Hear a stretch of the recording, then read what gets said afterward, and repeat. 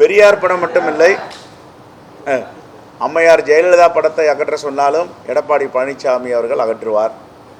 புரட்சித் தலைவர் எம்ஜிஆர் படத்தை அகற்ற சொன்னாலும் அகற்றுவார். ஏற்கனவே சசிகலாவை அகற்ற சொன்னார்கள், அகற்றினார்.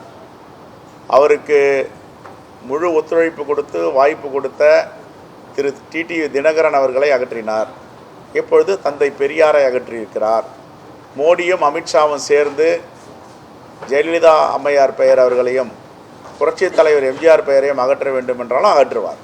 அதைத்தான் மாண்புமிகு முன்னாள் நிதியமைச்சர் முதலமைச்சர் ஓ பன்னீர்செல்வம் அவர்கள் தெளிவாக சொல்லியிருக்கிறார். ஆகவே இதைத்தான் அகற்ற வேண்டும் என்று சொல்ல அவர்களுக்கு யாரும் அக்கறையோடு கட்டளையிடுகிறார்களோ அதை அவர் செய்வார். இப்பொழுது அதிமுக என்பது பாஜகவின் கிளை கழகமாக மாறியிருக்கிறது. ஆகவே அவருடைய மூத்த கழகம், அவருடைய தலைவர் மோடியும் அமித்ஷாவும் என்ன சொல்லுகிறார்களோ அதை அவர் நிறைவேற்றுவார். இதுதான் யதார்த்தமான உண்மை. தமிழ்நாட்டு மக்கள் அனைவருக்கும் தெரியும் அதிமுக யாருடைய பிடியில் இருக்கிறது. அதிமுகவை இப்போ வழிநடத்துபவர் அமித்ஷா அவர்களா, மோடி அவர்களா, எடப்பாடி பழனிசாமி அவர்களா என்றால் எல்லோருக்கும் தெரிந்த கதை. டெல்லியிலிருந்து அதிமுகவை இயக்கி கொண்டிருக்கிறார்கள். நாங்கள் கேட்டிருக்கோம், அவங்க கொடுக்குறேன்னு சொல்லியிருக்கிறாங்க. அது எண்ணிக்கை பிரச்சனை கிடையாது. காங்கிரஸுக்கும் திமுகவுக்கும் தமிழ்நாட்டுடைய மக்கள் தான் பெரியது.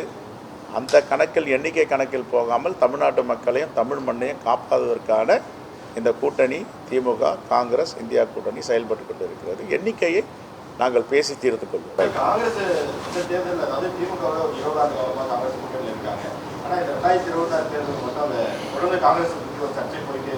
ஒரு சர்ச்சையும் இல்லையே. என்ன சர்ச்சை? ஒரு சர்ச்சையும் கிடையாது. நாங்கள் தொடர்ந்து பேசி தானே இருக்கிறோம். தலைவர் மல்லிகார்ஜுன கார்கேவோ, தலைவர் ராகுல் காந்தியோ, எங்களுடைய பொறுப்பாளர் திரு கிரீஷ் சோடகரோ, நானோ எதையுமே சொல்லலையே. சில ஸ்பெக்குலேஷன் அவங்களா வெளியில் கசிய விடுறாங்க, ஏற்படுத்துகிறாங்க. அது உண்மை இல்லை, உண்மைக்கு புறம்பானது. நாங்கள் முழுமூச்சாக உண்மையோடு திராவிட முன்னேற்ற கழகத்தோடு கூட்டணியை தொடர்ந்து கொண்டு இருக்கிறோம்.